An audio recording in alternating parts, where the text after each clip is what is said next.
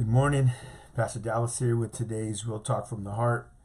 Today's Real Talk from the Heart comes from the book of 2 Corinthians.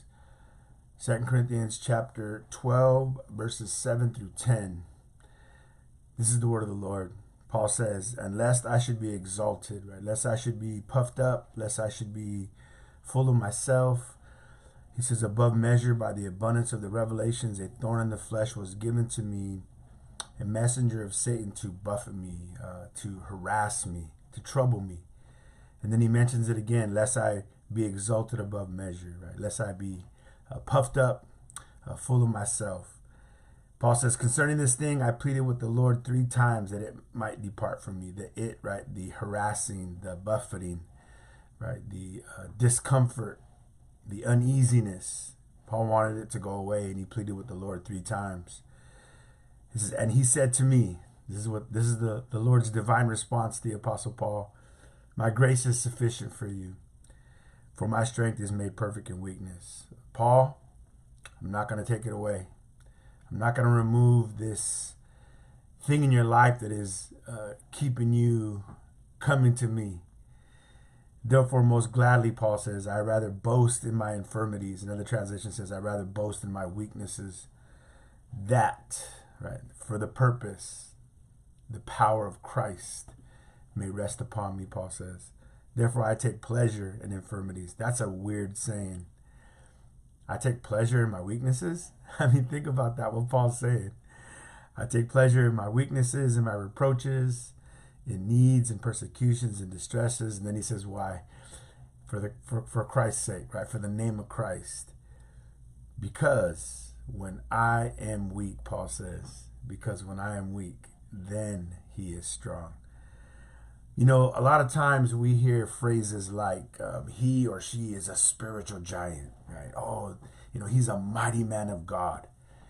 And then we're prone to think that God only uses strong people, that God only uses people who are supposed, spiritually giant people, man, strong people. When, the more I spend time in the scriptures, man, the more I spend time just reading through the Bible, reading through the scriptures, the more I see the Lord using broken people, the more I see the Lord using weakened people to accomplish his purposes. Man, now I could drop a whole bunch of names on you, man, that I think of. I think of Elijah in the cave, man. I think of David struggling with, "Oh, my soul, why are you downcast within me?" I think of Peter. No doubt we're reading about Paul right now. But one that is fresh in my mind is Jeremiah. I'm teaching through Jeremiah right now on Wednesday nights at our church at Calvary Chapel Toppenish. And man, this really hit me last night, that at least 5 times Jeremiah cries out to God from that weakened state. "Lord, help me." And even being to the point of discouragement where he's like, "Lord, I don't want to do this anymore." But then he finds himself just going to the Lord, continuing to trust in the Lord's strength for his life, and reminding himself of the promises of God. "I will be with you, Jeremiah," right? "I will deliver you."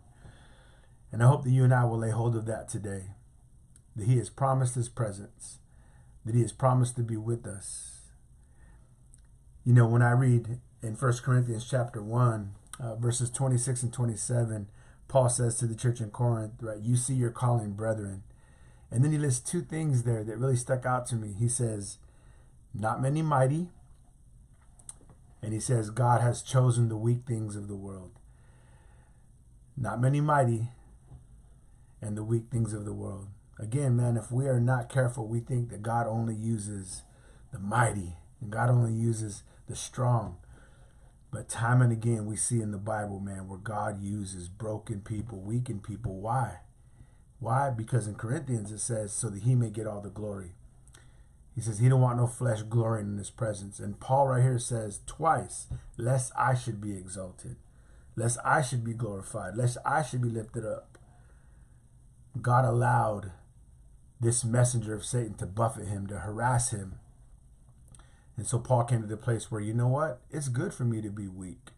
It's good for me to be broken, because it's in that place that I remain useful to God, that God can use my life. And guys, I hope that you and I will take that in today, man, that we are most useful when we are weak in ourselves. But when we become strong in ourselves, when we become full of ourselves, man, our usefulness, our fruitfulness diminishes. So my prayer is, Lord, please keep me weak in myself so that I can depend upon your strength and not my own. Lord, please don't take away. Please, Lord, don't take away that which keeps me humble and keeps me dependent on you. We read in Romans chapter 8 where it's through the suffering that we are conformed into the image of Jesus Christ. Man, may our prayer be today is, Lord, do not take away from my life the inconvenience or the discomfort, the pain, the suffering that keeps me weakened, keeps me broken, keeps me dependent, keeps me humble, keeps me coming to you, Jesus. Lest I become puffed up and filled with myself and dependent on self, and I stop coming to you, Lord. Remember, when we are weak, he is strong. But when we are strong, listen, his power is not resting upon us.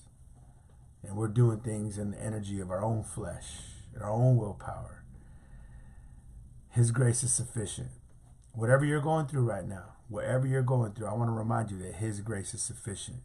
Whatever you're going through right now, maybe a weakened state, maybe a broken state. But listen, God can use your life right there. So we need to be listening in that moment of brokenness and weakness, because God's got a word for us personally. And you know what? The odds are is he probably has a word for someone else through your life. As he says, right, that we go through these seasons of discomfort so that we may be a comfort to those that we come across. Listen, the Lord loves you, and I love you too, and I am praying for you. Those of you on the other side of this, man, I know that you are probably going through a season of weakness, man, brokenness, and man, the devil's been attacking you. He's been harassing you, trying to break you. I'm praying for you today. As the Lord told Peter, he says, Satan has asked for you to sift you as wheat. But the Lord tells Peter, I have prayed for you that your faith will remain. He says, listen, he says, and when you return, strengthen your brethren. That's what the Lord told Peter. Guys, I hope that you and I will receive that today, man. That in that season of brokenness and weakness, man, God wants to use our lives.